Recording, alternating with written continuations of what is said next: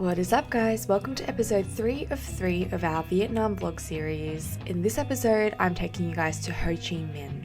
If you are new here, my name is Chloe. I'm a content creator and small business owner in Sydney, Australia, and I accidentally fell in love with creating travel vlogs as I actually did a lot more travel this year than I expected. Make sure to smash that thumbs up and hit that subscribe button as I'll be uploading more videos like this in the weeks to come. Welcome to Ho Chi Minh City, otherwise known as HCMC or Saigon.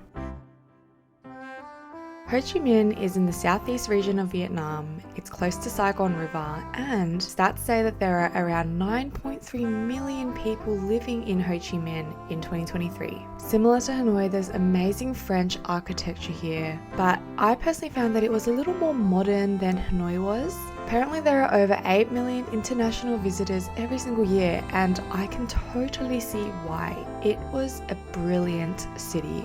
Honestly, I'm so infatuated with Vietnam, it's mad. As usual, I've got some hot tips for you if you're traveling to Ho Chi Minh for the first time. Put it in the water.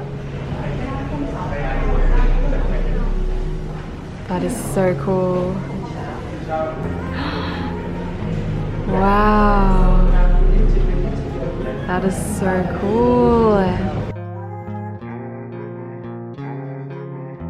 First tip is accommodation. Crowdsource info to find a hotel that suits your budget. I'm going to be a little bit of a broken record about this, but my partner is the planner. So when it comes to trips, I'm kind of there for the good time and he literally plans everything. And I think it works better that way because he's quite diligent with his research and he's quite particular with the things he wants to do. And I'm just super cruisy. Anyway, long story short, my partner found the most incredible hotel that I've honestly ever been to. The Silverland Vien Hotel is in District 1 in Ho Chi Minh City. It's in the city centre. It was modern, freshly renovated, but the thing is it wasn't a classic like white and sterile hotel. It felt so modern and artistic, and it kind of felt like you were in both Tuscany and in a video game in some places too. The hotel came to around 100 Aussie dollars a night, which is honestly so great. There was a gym that we never used. There was free afternoon tea every single day that we stayed there. There was a rooftop pool where you could see the cityscape. It was honestly such an amazing hotel. I would highly recommend that you guys stay at the Silverland Vien because it is like you're in another world. Try staying at the Vien and thank me later.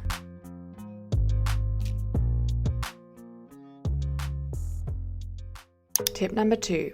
The Vien markets. These are one of the many amazing street markets you're going to find in Ho Chi Minh. Tip for any kind of market is that obviously if they see that you're a foreigner, they are more likely to charge you a little more. I personally felt like the markets in Vietnam were a little more, I don't know, maybe overwhelming. I don't know if that's the right word. There are so many people and they just come up to you pulling at your hand, but we had to be firm in some instances and we had to just keep walking even if there were like 10 people like pulling at us.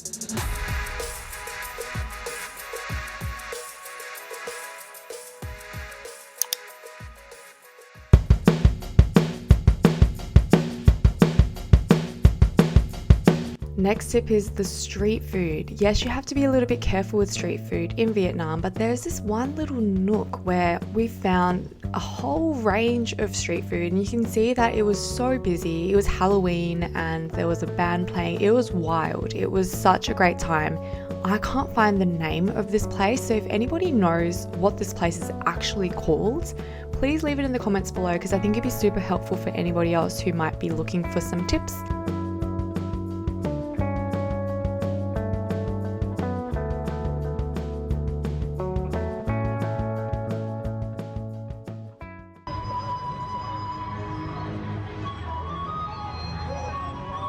Speaking of Halloween, I just thought that Vietnamese people might be like peaceful. I don't know, maybe I just thought in my mind that Vietnam would be very similar to Thailand where there's a lot of Buddhism and it's quite peaceful. Of course, there's the crazy party side of it too, but being a nana myself, I'm definitely not exposed to the party scene as often as what a young person normally might be. When we went for a walk through the clubs, oh my gosh, it was absolute madness. And the crazy thing was that everyone really embraced Halloween. There were so many costumes. There were kids in costumes at like 11 p.m, which is embarrassingly way past my bedtime. It was genuinely hard to walk through the crowd. I had a motorbike low-key ride onto my foot, but very slowly, so it didn't actually like hurt. It was busy, it was chaotic, it was colorful, it was just bombastic. It was definitely worth the experience.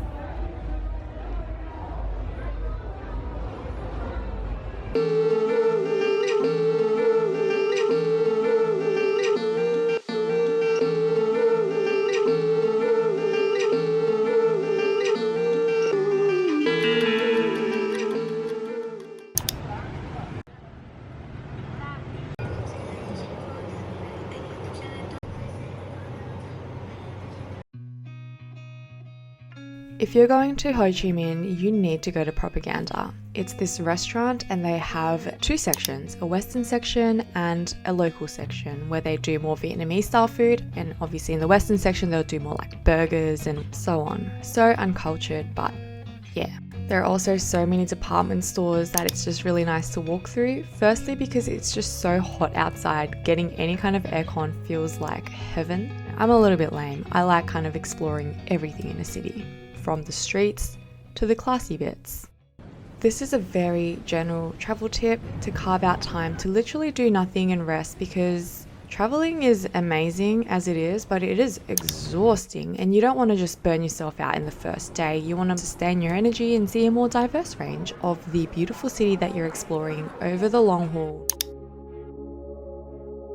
Next tip, if you see a busy restaurant, it's probably going to be good. Try to avoid the quiet ones. I don't know, maybe that's just a silly rule of thumb I have, but I think in terms of traveling overseas, when you don't really know what types of like vegetables and water and ice they're going to use, it's probably safe to stick with the busier restaurants. We just went for a walk to find a random busy pho restaurant, so we found this one and it was so much better than what we expected. It was delicious.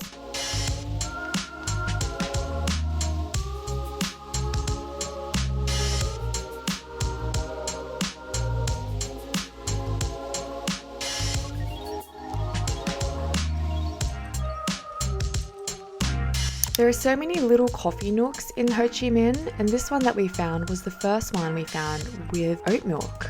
Just a heads up that in Vietnam it's very, very rare to find a cafe that serves other plant-based milk apart from soy.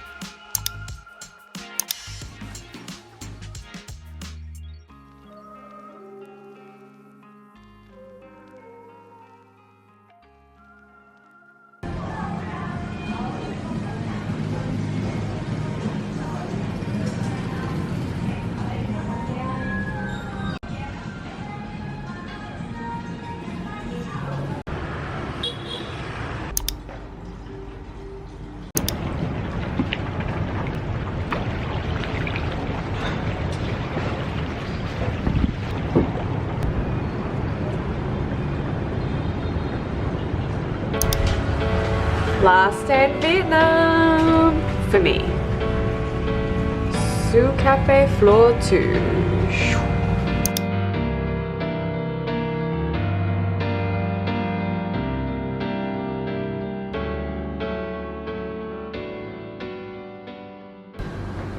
Did they take card? No, it's only cash. You might have to. Do we have enough? Yeah, probably not. For my bookworms out there is this one cafe that you have to seek out. It's called Sookafe. It was really close to where we were staying, and you'll see exactly why I'm suggesting it.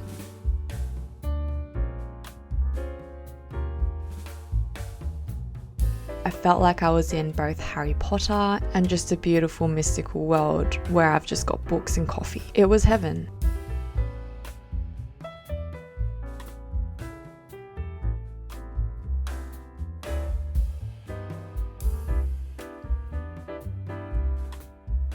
Once again, this cafe had very exotic, fun coffee that we'd never heard of before, so we went and opted for the cream cheese coffee, which at face value sounds so strange, but drinking it, it literally just tasted like a cheesecake smoothie that's coffee flavored. It was delicious.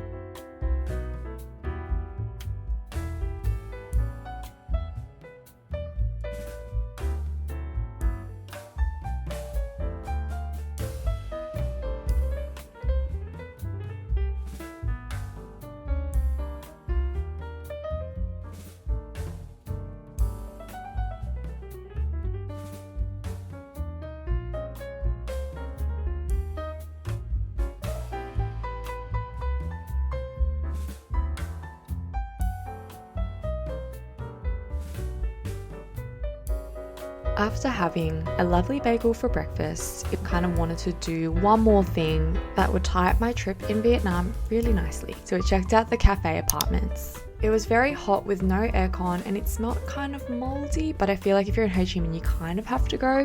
Wasn't my favorite thing, but it was nice to experience something that was a little bit different. That is all, folks. That sums up my time in Ho Chi Minh and some of the tips and tricks I'd probably recommend to anyone who's going there for the first time.